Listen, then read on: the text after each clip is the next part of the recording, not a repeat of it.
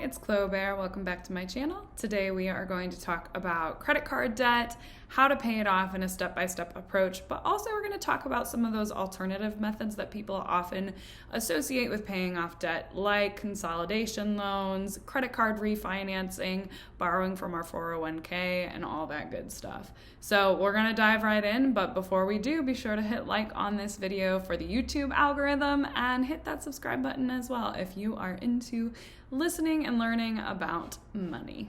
Before we even get started in talking about what the step-by-step approach to paying off credit card debt is, I do want to acknowledge the shame that is associated with credit card debt. So many of my clients who have credit card debt are so scared to even talk about it and so scared to even face it because they have all this judgment associated with their credit card debt. Like, I should have known better. How did I get myself into this? This is ridiculous. Why can't I get a hold of it?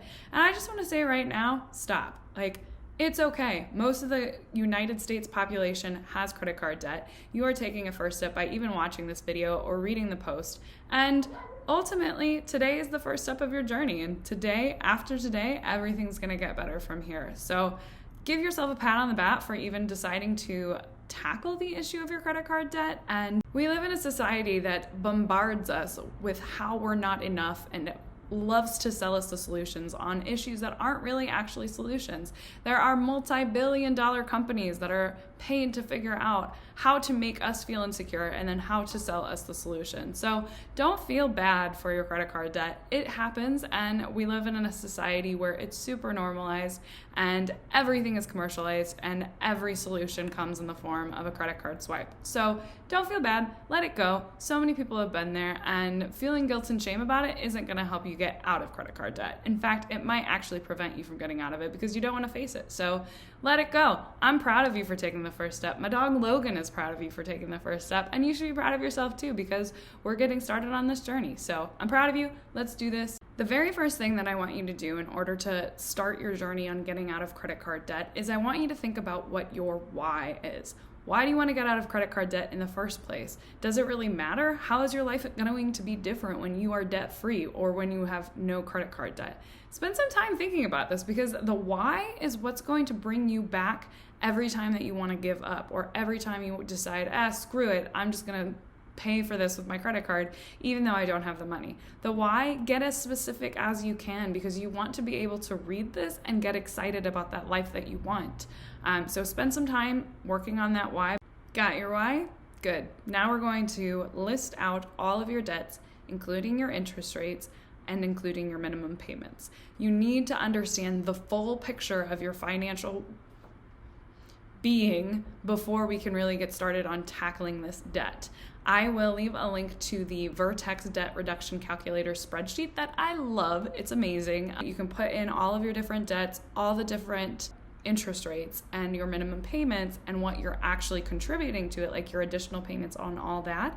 And it'll tell you the exact month you will be credit card debt free, which is pretty motivating in of itself. So I'll leave a link to that below, but you don't have to use the spreadsheet. I like the spreadsheet because I think it's really motivating, but just having a place in general where you have a list of all of your debts and all of your interest rates will help you see the big picture, and it will also help you realize what your minimum payments are, what you need to be spending each month in order to pay off that debt and stay treading water, really, and that'll help us form your budget. Step 3, figure out what your current credit score is. The reason this is important is because that credit card score or the credit score will help you determine what options in debt repayment are actually available to you. Most of the alternative options to paying off debt, other than just budgeting and putting down money on your credit cards, those usually you need an excellent or good credit score.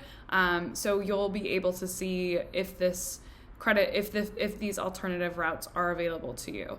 Write it down as well, include it in your spreadsheet, and know that everything that we are doing to get you and your credit card debt paid off is going to help improve that credit score. Next up, we need to list out all of your monthly expenses. And I want you to kind of either put them in 2 columns or put them in different colors, however you like to visualize things.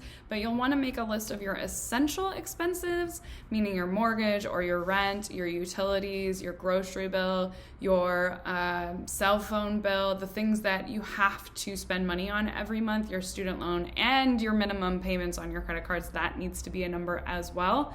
And then I also want you to make a list of the non-essential expenses. So those are things like eating out, entertainment. Put those in non-essential, as in you will not die if you don't pay for these things, okay? We aren't done with lists. We need to make another list, and this list is going to have your monthly income. If you have side hustles, include that in there. If you do selling on eBay, if you do whatever that brings you in money every month, put that on there. But obviously also put your weekly paycheck or your bi-weekly paycheck or your monthly paycheck. If you have a non-traditional job, what in average over the last 6 months have you been making? And the way to do that is to add everything that you've made over the last 6 months and divide it by 6. Can that be your income number? Is that generally what you're going to make? Guesstimate if you have to, but make a list of your incomes as well. That is going to help you see, based off of your list of expenses, where you're falling in terms of what leftover money you have at the end of the month after those essential expenses are taken out. I'm not even talking about those non-essential expenses yet, but those essential expenses, are your essential expenses less than what you're making every month?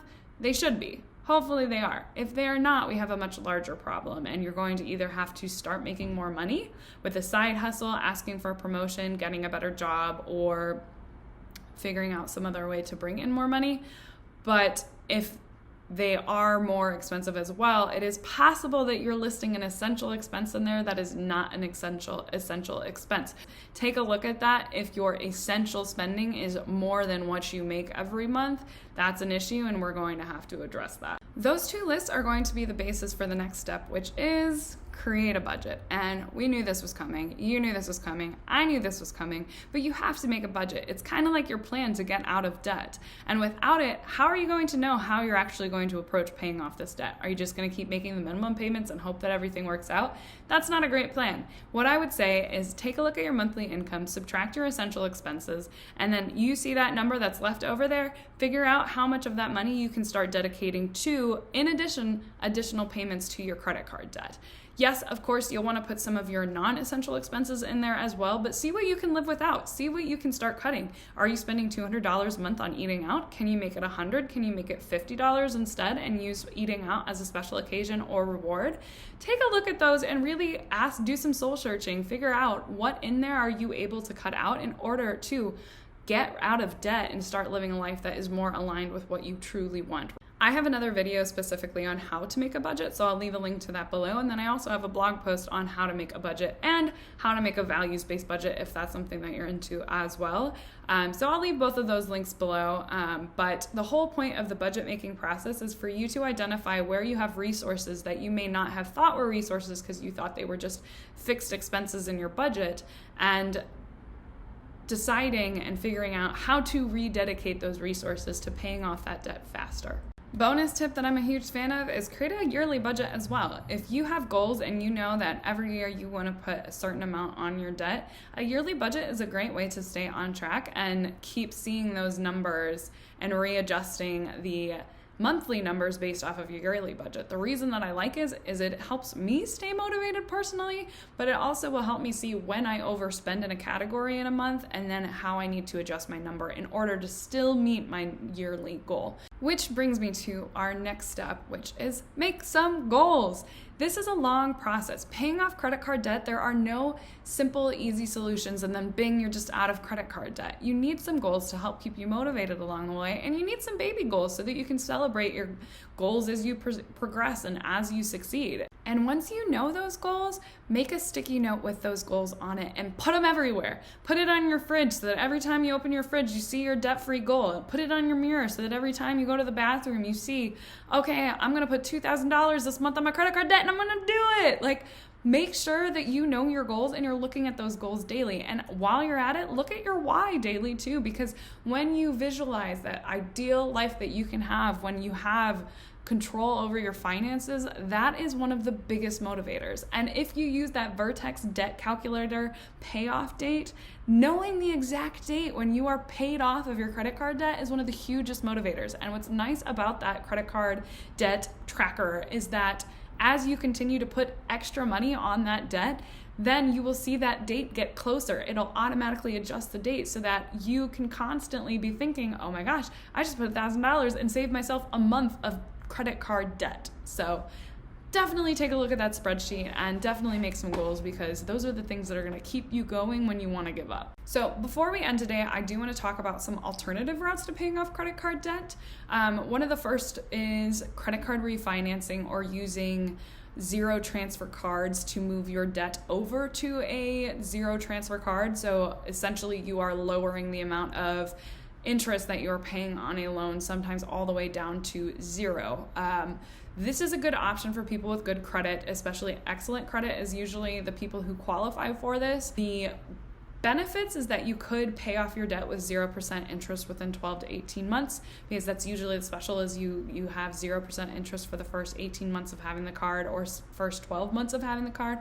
The downside is you have to have a plan on how you're going to get out of that debt, or those 12 months, those 18 months could just fly by, and then you're stuck with either the same APR that you had on your last credit card or even a greater one. So I only recommend this to people who have excellent or good credit, and I also only recommend it if you are not going to have a worse APR once that time period is up. And I also don't recommend it if you don't have a concrete plan on how you're going to pay that off. The second alternative route to paying off credit card debt is debt consolidation loans. Again, this is a great option for people who have great or good, very good, excellent credit.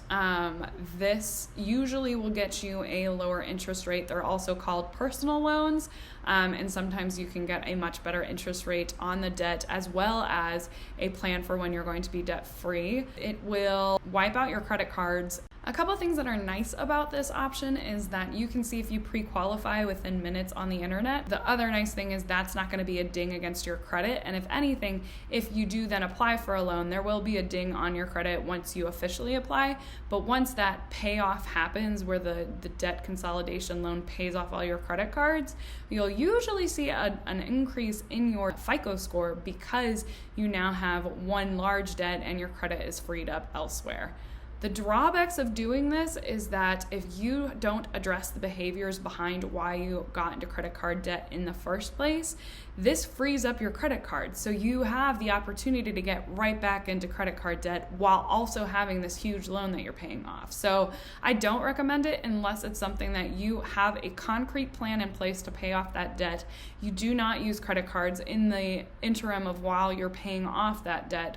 And you also don't use that free up of your credit cards as an opportunity to spend more.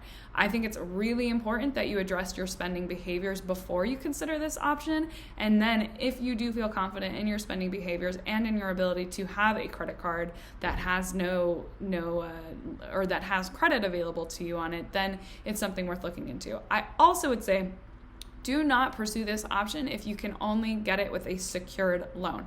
A lot of the times, people who have bad credit will apply for these and they will say, yes, you can have this rate if you put your house up as collateral. And that's like with refinancing your house in order to pay off credit card debt. I do not recommend that, because credit card debt is unsecured debt, basically meaning that they can't come and take your house because you didn't make your credit card debt payments. However, if you refinance your house in order to pay off your credit card, then you could lose your house if you don't make the payments, if you're late on the payments or whatever. So I would never recommend doing a secured loan to pay off credit card debt. The last alternative route that I want to talk about is borrowing from your 401k. The benefits of doing this is that it doesn't have a ding against your credit score. Usually, even if you have a bad credit score, you can borrow against your 401k, and usually the interest rates are pretty low. You can usually borrow half of your vested 401k account up to $50,000, and you can do that for 5 years usually. The benefits of doing that is that when you pay the interest on that loan, you are paying yourself essentially. However, it's not really something that I recommend doing for a few reasons.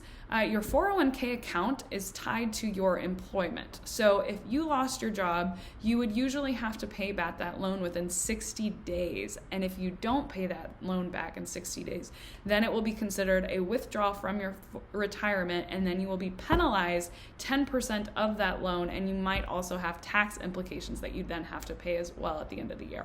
So it could put you in a worse situation financially than if you had just kept your credit card debt on those credit cards and paid it off the traditional way that we discussed above. Because we're in coronavirus as well, and we're in the middle of a pandemic and job security really isn't a thing anymore, I would not recommend doing this at any cost, because the likelihood of losing a job, even if you think it's secure, is a lot higher than what it was probably 2 years ago. So it's really not something that I would recommend. In addition to this, pulling out of your 401k means you are missing out on the investment gross that you could have been making while your money was in the market. And say it takes you 5 years or 15 years or whatever to pay off this loan, you're missing out on all of those years of making money. So for example, NerdWallet had a great example of if you took $10,000 from your 401k, which meant you basically forego about almost a $2,000 investment return, which means that you ended the year with about $600 less than what you would have because you paid 5% in, which usually investments, if they're in low index funds, are bringing back 7%. So that difference of 2% is what you missed out on. However, if you look at if that $666 was invested over the period of 30 years, you're looking at having lost at least $5,000 from just taking out that $10,000 loan for a year or over 5 years.